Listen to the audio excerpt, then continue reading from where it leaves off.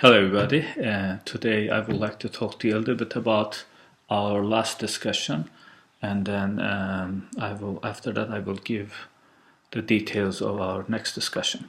So, in the last discussion, we talked about how Piaget and Vygotsky affected education and how their theories influenced our educational practice. The reason for that assignment was that oftentimes when we just purely talk about theories, people who are in the education business and profession, and they tend to sometimes think that these are just theories. They have very little to no implication to real life situations. But in fact, when you think about it, most of our practices based on the theories that we either learn from others or we formulate in our head. So that's why I wanted us to just think a little bit closer to see how these theories shaped today's education and how it might be already shaping your teaching practices in the classroom or even as a parent. So for instance, like Piaget talked about universal stages that children go through, even though Piaget wasn't an educator, and I don't think he had any implication, like intention to affect education domain, but he really affected it in a very profound way. So children, according to him, goes through certain stages. And these are universal. That means, a child in the United States or child in, let's say Turkey, even though their culture is very different, their upbringing very different, but they go through the same stages. But he didn't mean to say that just because children go through the same stages, they go through the same stages with the same rate. So there is such thing as individual differences. So one individual might go a little bit faster than the other one, which is perfectly fine. So that we need to be paying attention as parents, as educators. Not every 6-year-old will behave the same way. Not every 6-year-old's cognitive skills will be exactly the same, or even social skills or emotional skills. So we got to be a little bit more accepting towards individual differences. And another thing I think what is fascinating about Piaget's theory, he was very against the idea of pushing children some academic skills when they're not ready. Like in today's modern age, we all want everything faster, more, and you got to do more in a shorter amount of time. And we can see that even in our adults' life, how our modern life job requirements are getting more and more when the number of hours in a day is still the same. So we are kind of pushed to do more in a faster manner, in a more efficient manner, and that idea doesn't stay there, and we kind of use the same logic on children's education and say, we want them to be knowing this by the age of this. And this, of course, creates a lot of problem, in my opinion. Just to give a very simple analogy, like when you are, let's say you just had a huge dinner, okay? You're not hungry. And if I push you to eat another meal, that will create a problem for you, right? Because you're already full, you're not hungry, and you might even, let's say, force yourself to shove it down. First of all, you're not going to enjoy the process. That food is going to taste disgusting, no matter how delicious it is, because you're not going to enjoy it, first of all. Second of all, it's going to create problem for your organism, right? It's now your stomach is way fuller than it's supposed to be, and you're going to have some stomach pain, and what comes after that? So it's not biologically okay to force your body to do something when it's not the right time to do. And the same thing cognitively is true. So when you're not mentally ready for something, you shouldn't be pushed on doing something that you're not ready for. I think Piaget, in one of his books, I don't remember which one exactly, if my memory is not tricking me, he was giving an example of a bear riding a bicycle. He was saying that, yeah, it's amusing and amazing to see a bear riding a bicycle, but does a bear really need to ride a bicycle? How is it relevant to the bear's life to know how to ride a bicycle? It's not relevant.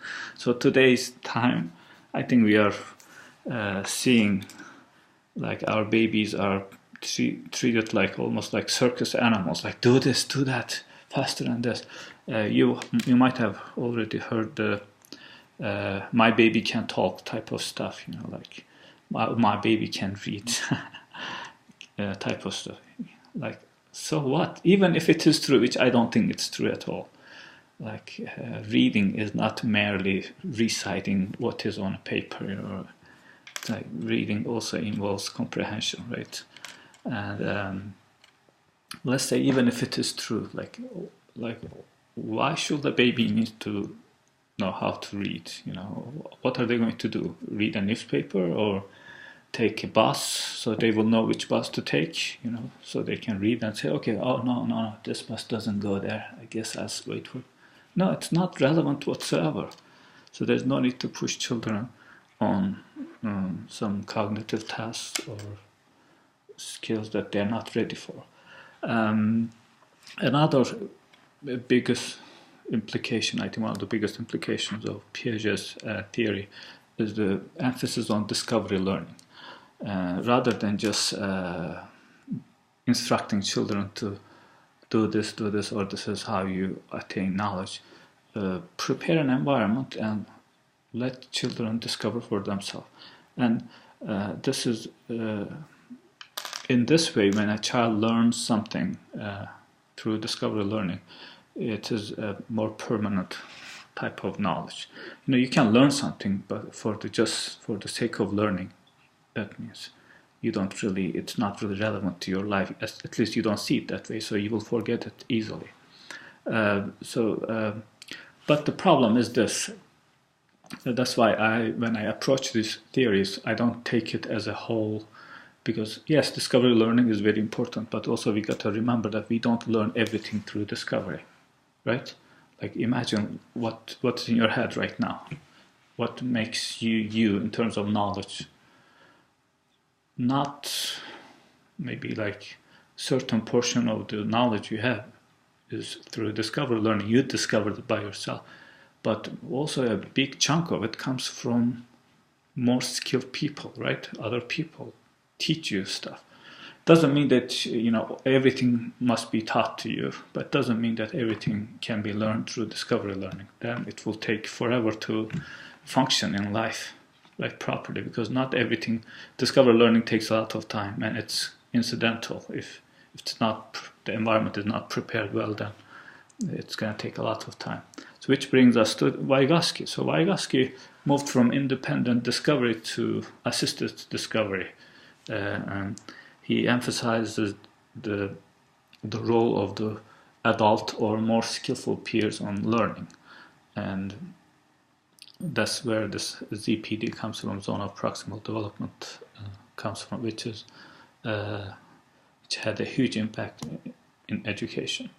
And also he emphasized the culture in which the child grows, the culture's effect on learning. So he was, when you read Piaget, you don't really see much of a discussion of a culture, much of a collaboration, how collaborating with others affect learning.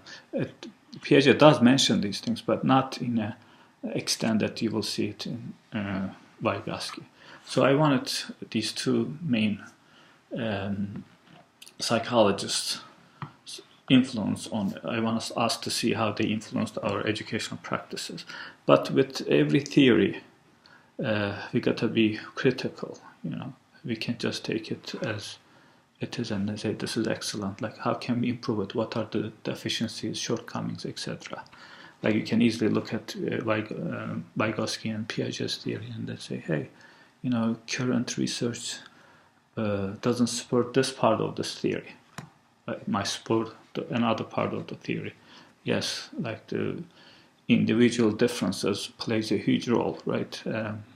And current research is telling us like children don't develop with the same rate. Yes, but also current research shows us that children know way more or more skillful than way more than what Piaget initially thought and what he represented children in his theory.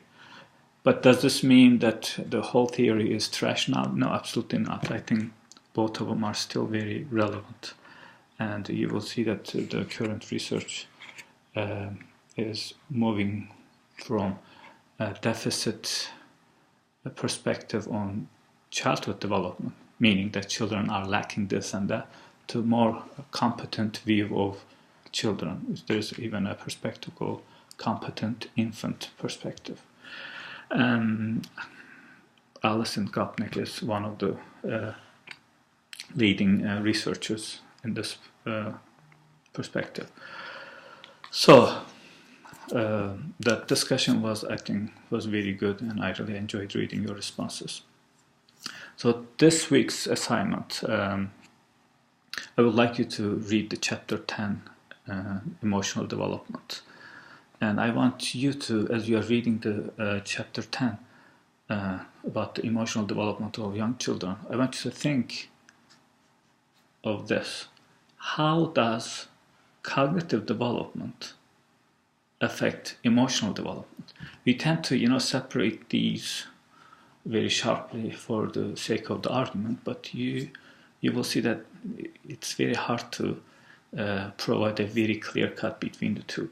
So I want you to read the chapter 10, emotional development, and think about how does cognition affect emotional development. And on the page 419 in our textbook, you will see kind of a table, milestones, emotional development. So take a close look at that table, and in your discussion, another question that you need to be looking at is, and do you see any similarities between this table and Piaget's theory? Are there any overlap? I want your opinion on this. So in this discussion, you will be mainly looking at two questions or 2 points. One is, how does cognitive development affect emotional development? And the second thing that you will be discussing is the table on page 419. Look at it and then see, do you see any similarity between that table and the Piaget's theory? Are there any overlaps? If there are, what are they? Are there anything interesting that's catching your attention? So thank you all, and I'll talk to you later. And if you have any questions about anything, please feel free to email me, call me. We can even do Skype if you like. But I would really want you to read the textbook very carefully and watch the videos that I post very carefully, because the amount of investment you put in this class, that will be the amount of knowledge you will be taking with you.